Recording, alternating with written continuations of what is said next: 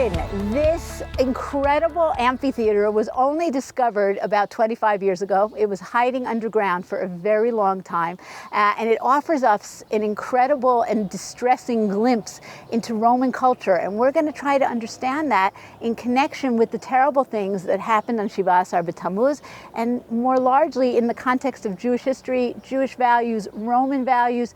Take a look at the amphitheater, at the seats. Obviously the seats here are the modern seats, but across the way we have the old seats, and the arena in the middle. What happens here? Who comes here? And how does this clash with Torah values? One of the 5 things that the Mishnah talks about on Shiva Asar B'Tammuz is Hu'amad Tzelem B'Heichal. A statue was put up in the temple.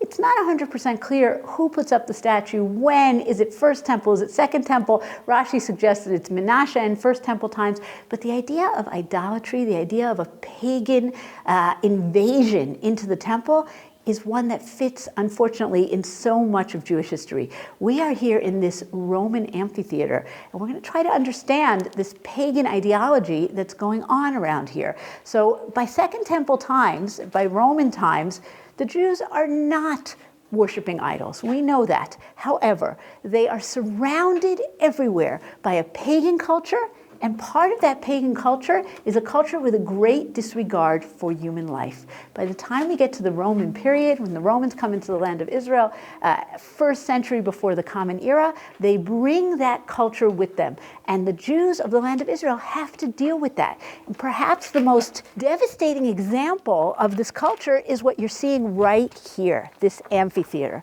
What's going on here? This is where, for the amusement of soldiers, leaders, the governor, maybe even the Roman emperor who's maybe taking a visit, and we have the VIP section up in the stands here. For their amusement, you are going to have all kinds of games that are taking place. The games might be between 2 professional gladiators, 2 professional fighters. The games might be between a professional fighter and a prisoner of war. They might be between 2 prisoners of war, or perhaps most terrifying, what did they discover here in the middle? It's hard to see because of this grate on top, but below where we're standing is an area where there were animal cages, hungry animals that are kept here and are released in order to fight people for the amusement of the crowd up here. And this is a classic example of Roman values, meaning some people have value and other people do not.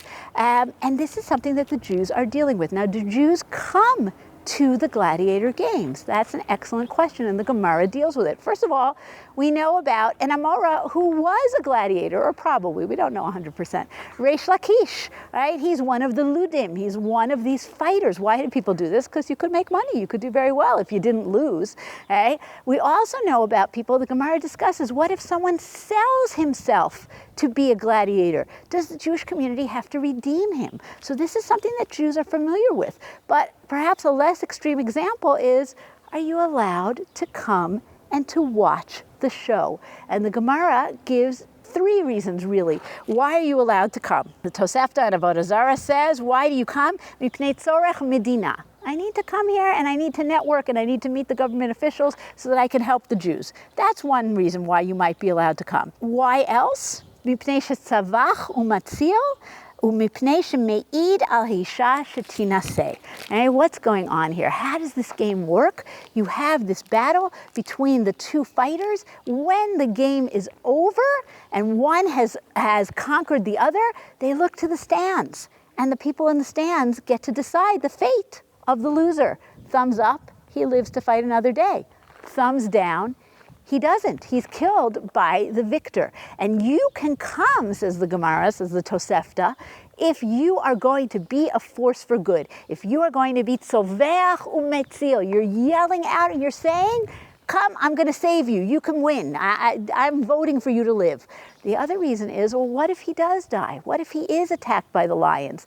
Somebody has to go home and be a witness so that his wife can remarry. So the situations here are very horrible, very upsetting situations. Add to that the fact that what is going on here, this is a very pagan arena. There are sacrifices to the gods that are given before the game starts, right? No national anthem here. We give sacrifices to the gods. And Jews are part of this world because this is the world that they are surrounded by. This is the tzelem b'heichal. But the Gemara wants to tell us about a different way to be. So let's understand, how do the rabbis deal with this issue? How do you deal with a majority culture that's so prevalent, that's so powerful, and yet we want to reject it because it doesn't fit with our values? So perhaps the best example is Rabbi Akiva, who of course is living through these Roman times, seeing this Roman culture that's predominant. And he says, not this idea that certain lives have value and certain don't, but everybody is nivra b'tzelem. Everybody is created in the image of God.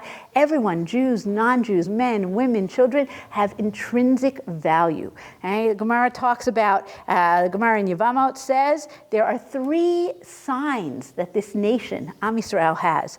Rachmanim, Baishanim, Gomlei Chasadim. Merciful, bashful, and benevolent. Merciful, Rachmanim, the idea that we are Rachmanim, B'nei Rachmanim, that we would never come and encourage a place like this.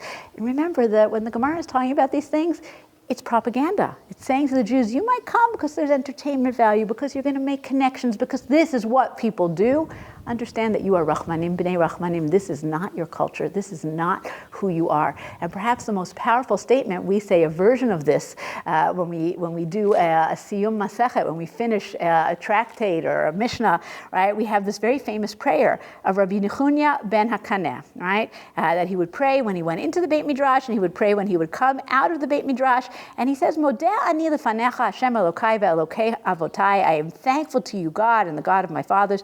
Shenatat chelki meyoshvei Beit HaMidrash ubatei knesiot, that you made my portion to be among the ones who sit in the study halls and in the synagogues. V'lo natata chelki bebatei teatraot ubatei kirkasaot, and you did not make me among those who sit in the theater or sit in the circus.